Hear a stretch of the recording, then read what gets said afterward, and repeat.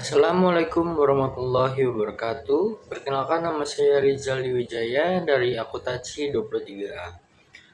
Kali ini saya akan menjelaskan tentang apa itu legalitas perusahaan, badan usaha dalam kegiatan bisnis. Dalam memahami pentingnya legalitas perusahaan adalah langkah krusial bagi seluruh pelaku bisnis. Dalam landscape ekonomi sendiri yang dinamis, kepatuhan terhadap regulasi tidak hanya didukung atas entitas bisnis, tetapi juga membuka pintu bagi peluang pertumbuhan dan kepercayaan.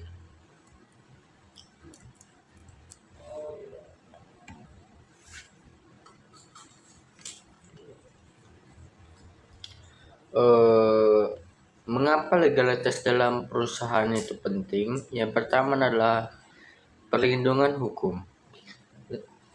Legalitas memberikan perlindungan hukum yang jelas bagi perusahaan dari berbagai risiko dan sengketa apabila telah melakukan legalitas. Yang kedua adalah akses pendanaan dan kerjasama. Mempermudah akses terhadap sumber pendanaan dan membuka peluang kerjasama atas bisnis yang lebih luas. Yang ketiga adalah kepercayaan dan kredibilitas. Meningkatkan kepercayaan dan atas konsumen, mitra bisnis, dan kredibilitas usaha di pasar. Dan yang keempat adalah pengembangan berkelanjutan. Menjadi dasar pengembangan bisnis yang berkelanjutan, aman, dan patuh terhadap regulasi. Selanjutnya, badan usaha di Indonesia berbadan hukum versus berbadan yang tidak sah ataupun non hukum. Yang pertama, badan usaha yang telah melakukan legalitas secara hukum memiliki pemisahan atas aset dan tanggung jawab yang jelas antara pemilik dan perusahaan. Entitas ini diakui sebagai subjek hukum dan mandiri, seperti PT ataupun perseroan terbatas, kedua yayasan, koperasi, BUMN, dan BUMD. Sedangkan untuk badan usaha yang non berbadan hukum seperti perusahaan tidak ada pemisahan aset antar pemilik dan perusahaan. Tanggung jawab pemilik bersifat pribadi dan tidak terbatas. Contohnya seperti perusahaan perorangan, CV, dan firma. Adapun dokumen legalitas utama yang wajib dimiliki perusahaan. Yang pertama adalah pembuatan akte pendirian usaha. Biasanya dibuat oleh notaris. Dokumen ini merupakan bukti eksistensi hukum perusahaan yang memuat informasi dasar seperti nama, tujuan, dan struktur modal. Yang kedua ada nomor induk berusaha. Adalah identitas usaha yang diterbitkan melalui sistem online single submission ataupun OSS, berfungsi sebagai tanda daftar perusahaan yang memiliki izin dasar. Yang ketiga ada NPWP perusahaan. Ini adalah nomor induk wajib pajak khusus untuk perusahaan yang untuk melakukan pelaporan dan pembayaran pajak secara resmi. Dan yang terakhir adalah surat SIUP ataupun surat izin usaha perdagangan. Izin operasional yang wajib dimiliki oleh perusahaan ini bergerak di bidang perdagangan ataupun jasa, menjamin legalitas aktivitas bisnis. Selanjutnya ada akta pendirian usaha, merupakan fondasi legalitas perusahaan. Akta pendiri usaha sendiri adalah dokumen vital yang menjadi landasan hukum bagi setiap perusahaan.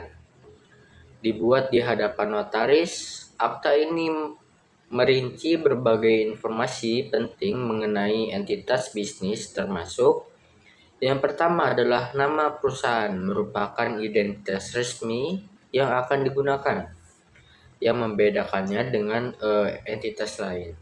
Yang kedua adalah tujuan dan ruang lingkup. Menjelaskan bidang usaha ini akan bergerak di bidang apa dan seperti apa akan dijalankan. Dan yang ketiga adalah modal dasar dan modal disetor. Struktur pemodalan perusahaan akan tercatat dalam akta pendirian ini. Dan yang terakhir ada susunan pengurus, daftar direksi, dan komisaris yang bertanggung jawab atas seluruh tugas yang telah dibagikan. Setelah ditandatangani oleh notaris, akta ini akan disahkan oleh Kementerian Hukum dan Hak Asasi Manusia ataupun Kemenhukam untuk mendapat status badan hukum resmi. Akta pendirian yang sah merupakan syarat utama pengurus dokumen legalitas lainnya seperti nomor induk berusaha dan nomor pokok wajib pajak. Tanpa akta ini, perusahaan tidak dapat beroperasi secara legal di Indonesia. Untuk NIB ataupun nomor induk berusaha dan NPWP ini merupakan salah satu dokumen yang tidak boleh terlewatkan dalam pembuatan ataupun legalitas suatu usaha. NIB merupakan identitas tunggal bagi pelaku usaha untuk diterbitkan melalui sistem online single submission. Ini berfungsi sebagai tanda daftar perusahaan, yang kedua izin operasional dasar, dan yang ketiga adalah akses kepabeanan untuk kegiatan ekspor impor. Dengan NIB, proses perizinan menjadi lebih cepat dan terintegrasi. Dan yang kedua ada nomor induk wajib pajak ataupun NPWP.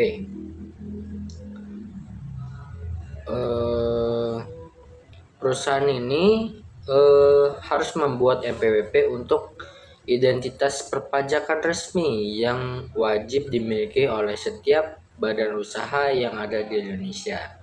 Fungsinya meliputi pelaporan pajak tahunan, pembayaran berbagai jenis pajak perusahaan, dan yang terakhir adalah memisahkan kewajiban pajak perusahaan dan pribadi pemiliknya. NPWP memiliki NPWP perusahaan yang terpisah menunjukkan kepatuhan dan profesionalisme dalam pengelolaan keuangan. Selanjutnya ada penjelasan tentang SIUP dan dokumen pendukung lainnya. SIUP sendiri merupakan surat izin usaha perdagangan yang biasanya dimiliki oleh seorang ataupun perusahaan yang akan melakukan transaksi perdagangan. Surat izin ini diperlukan untuk kegiatan usaha dalam perdagangan dan jasa. Dokumen ini memastikan perusahaan beroperasi secara legal di bidang tersebut dan memenuhi standar yang ditetapkan pemerintah. SIUP terbagi menjadi 3 kategori besar, yaitu mikro, kecil, menengah, dan yang terakhir adalah besar. Dokumen pendukung ini seperti surat keterangan domisili perusahaan, adalah bukti resmi alamat kependudukan perusahaan.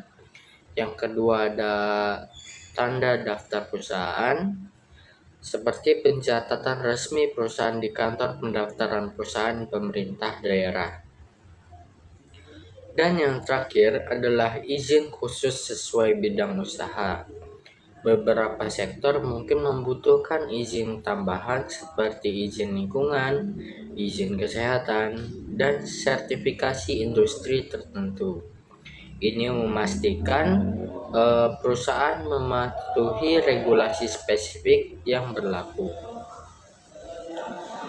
Dampak negatif jika tidak memiliki legalitas. Yang pertama adalah risiko sanksi hukum dan denda. Perusahaan yang tanpa izin dapat dikenai sanksi berat, mulai dari denda finansial dan signifikan hingga jutaan rupiah, hingga penutupan paksa oleh pemerintah apabila tidak melakukan legalitas usaha. Yang kedua adalah kurangnya kepercayaan. Konsumen dan mitra bisnis cenderung enggan bertransaksi dengan perusahaan yang tidak memiliki legalitas jelas. Ini akan mengurangi kredibilitas dan peluang kerjasama. Yang ketiga adalah akses modal terbatas. Bank dan lembaga keuangan lain akan menolak pengajuan peminjaman dari bisnis yang ilegal sehingga membatasi kemampuan perusahaan untuk berkembang. Dan yang terakhir adalah gangguan operasional. Bisnis Anda akan rentan terhadap pengawasan dan tindakan hukum dari pihak berwenang dan dapat mengganggu operasi sehari-hari. Manfaat nyata memiliki legalitas perusahaan yang lengkap adalah perlindungan hukum yang kuat. Bisnis Anda akan terlindungi dari gugatan sengketa, resiko hukum lainnya yang memberikan kepastian dalam menjalankan usaha. Yang kedua ada kredibilitas dan profesionalisme. Meningkatkan citra perusahaan di mata pelanggan, investor, dan masyarakat umum, menumbuhkan kepercayaan. Yang ketiga adalah akses keuangan mudah, mempermudah pengajuan pinjaman dari bank, mendapatkan investasi, dan menjalankan kerjasama bisnis yang strategis yang membutuhkan legalitas. Manfaat yang keempat adalah peluang pengembangan. Bisnis yang telah melakukan legalitas dapat membuka kesempatan untuk melakukan ekspansi bisnis, tender proyek besar, dan pasar baru yang masyarakatnya bisa menggunakan secara legalitas. Yang terakhir adalah patuhi kewajiban. Selain dari manfaat di atas, kewajiban ini merupakan yang paling penting, yaitu memastikan perusahaan memenuhi semua kewajiban hukum dan perpajakan sehingga dapat menghindari masalah yang akan terjadi di masa depan. Kesimpulan dari materi legalitas ini, legalitas adalah fondasi yang kuat untuk kesuksesan suatu bisnis. Bukan sekadar formalitas, melainkan inti dari keberlangsungan dan pertumbuhan bisnis yang sehat adalah investasi jangka panjang yang melindungi aset, reputasi, dan masa depan usaha melalui legalitas. Dengan keperluan dan memenuhi segala macam surat ataupun pembuatan legalitas, kita dapat melakukan bisnis dengan lebih prepare sehingga kelancaran dan kelangsungan bisnis di masa depan dapat terjamin untuk lebih baik. Sekian yang bisa saya sampaikan tentang materi legalitas dalam melakukan bisnis. Apabila ada salah kata dalam penyampaian materi, saya mohon maaf. Assalamualaikum warahmatullahi wabarakatuh.